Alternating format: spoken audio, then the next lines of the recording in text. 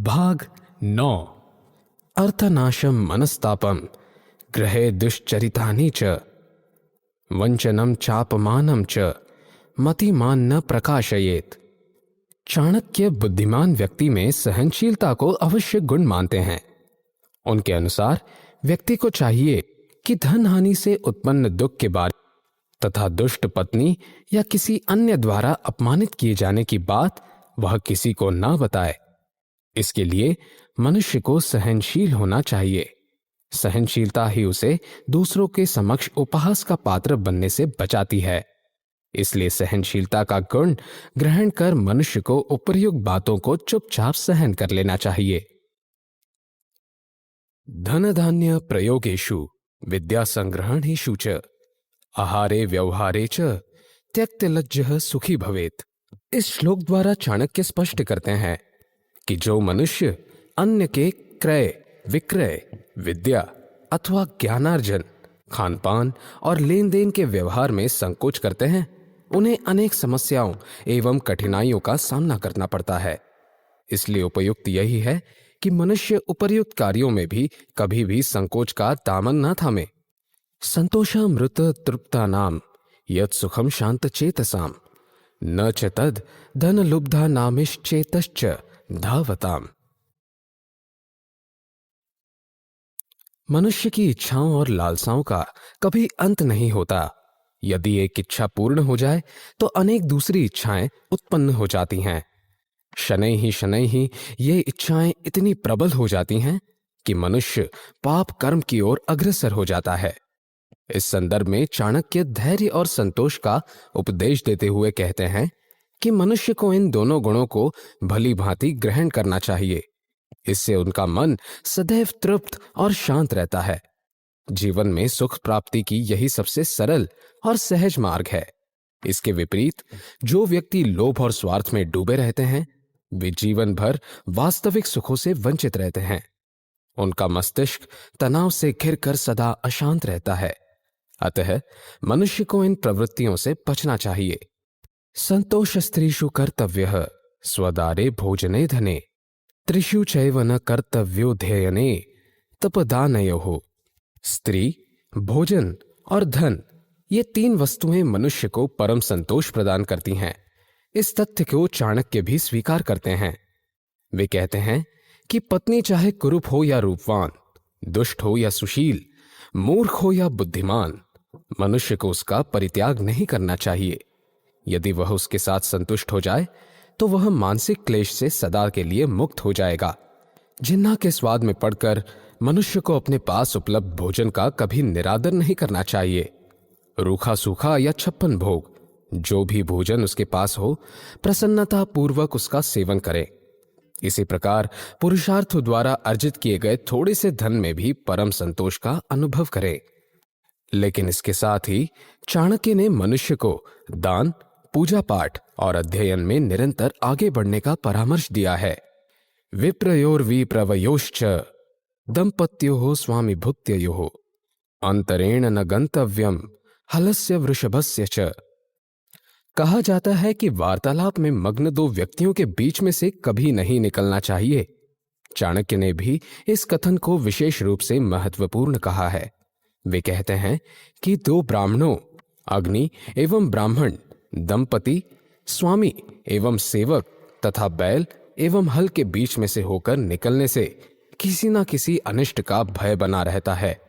इसलिए उनके बीच में से निकलने की अपेक्षा एक ओर का मार्ग चुने। पादाभ्याम न स्पृशेदग्निम गुरु ब्राह्मण में वच नैव गाम न कुमारीम च न वृद्धम न शिशुम तथा। अग्नि, गुरु, ब्राह्मण, गाय, कन्या, वृद्ध तथा बच्चा, चाणक्य ने इन्हें आदर और सम्मान का भागी कहा है। इस संदर्भ में वे कहते हैं कि उपर्युक्त सभी प्राणी आदरणीय लोगों की श्रेणी में आते हैं। इसलिए मनुष्य को कभी भी इन्हें पैरों से स्पर्श नहीं करना चाहिए। ऐसा करने वाला बुद्धिहीन मनुष्य अपार दुख भोगता है। शकटम पंचस्तेन दशहस्तेन वजिनम हस्ति शतहस्तेन देश त्यागेन दुर्जनम।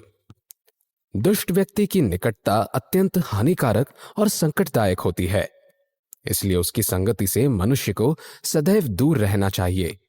इस संदर्भ में चाणक्य अपना मत व्यक्त करते हुए कहते हैं कि बैलगाड़ी से 5 हाथ, घोड़े से 10 हाथ तथा हाथी से 100 हाथ दूर रहना ही श्रेयस्कर है। लेकिन चाणक्य ने दुराचारी व्यक्ति को इनसे भी अधिक भयावह माना है। इसलिए उन्होंने सज्जन मनुष्यों को परामर्श दिया है कि ऐसे दुराचारियों से बचने के लिए देश का त्याग भी निसंकोच कर देना चाहिए, अन्यथा मनुष्य का पतन होते देर नहीं लगती। हस्ति अंकुशहस्तेन वाजी हस्तेन ताड़येत श्रृंगी लघुहस्तेन खंगहस्तेन दुर्जनः। दुर्जन व्यक्ति की प्रवृत्ति और उसे वश में करने का उपाय बताते हुए चाणक्य कहते हैं कि जिस प्रकार हाथी को अंकुश, घोड़े को चाबुक तथा सींग वाले पशुओं को डंडे से वश में किया जाता है, उसी प्रकार दुर्जन को वश में करने के लिए तलवार का सहारा लेना पड़ता है। इसे और विस्तृत रूप में समझाते हुए चाणक्य कहते हैं कि दुर्जन व्यक्ति अत्यंत नीच प्रवृत्ति का होता है। उसका मन, मस्तिष्क सदैव दूसरों का अहित करने के लिए उद्यत रहता है। ऐसे मनुष्य को प्रेम, स्नेह अथवा ज्ञान द्वारा बदलना असंभव है। कई बार ऐसे अवसर भी सामने आ जाते हैं जब दुष्ट मनुष्य अपनी सभी सीमाएं लांघ जाता है। ऐसी स्थिति में वे स्वयं की रक्षा हेतु सज्जन मनुष्य को तलवार का प्रयोग करना चाहिए। तुष्यन्ति भोजने विप्रा मयूरा घनगर्जिते साधवः परसंपत्तौ खलः परविपत्तिषु। ब्राह्मण को भोजन से अत्यंत प्रेम होता है, इसलिए पर्याप्त स्वादिष्ट भोजन द्वारा उसे संतुष्टि मिलती है। मोर बादलों को देखकर प्रसन्न हो उठता है, उनके गर्जन से उसके पैर थिरकने लगते हैं। इस नृत्य में उसकी संतुष्टि निहित होती है। इसी प्रकार दूसरों का वैभव, ऐश्वर्य, समृद्धि और सुखों को देखकर सज्जन मनुष्य कभी ईर्ष्या नहीं करते, अपितु वे अपने थोड़े से साधनों से ही संतुष्ट हो जाते हैं। लेकिन इसके विपरीत दुष्ट और दुर्जन व्यक्ति की संतुष्टि दूसरों के अहित में छिपी होती है। वे अन्य व्यक्तियों को संकट में देखकर अत्यंत प्रसन्नता का अनुभव करते हैं। अनुलोमेन बलिनम प्रतिलोमेन दुर्जनम आत्मतुल्य बलम शत्रुम विनयेन बलेन वा। उपर्युक्त श्लोक द्वारा चाणक्य कूटनीति से युक्त अत्यंत महत्वपूर्ण कथन को प्रकट करते हैं। इस कथन में मनुष्य के लिए उनका गुप्त परामर्श भी छिपा हुआ है। वे कहते हैं कि बलवान व्यक्ति को बल द्वारा जीतना अत्यंत कठिन है, इसलिए उसे उसके अनुकूल व्यवहार करके वश में कर लें। दुष्ट शत्रु को उसके प्रतिकूल व्यवहार से पराजित करें। इसके विपरीत जो शत्रु समान बल से युक्त हो, उसे विनय और बल के संयोग से जीता जा सकता है। बाहुवीर्यम बलम राज्ञो ब्राह्मणो ब्रह्मविद बली रूप यौवन माधुर्यम स्त्रीणाम बलमुत्तमम।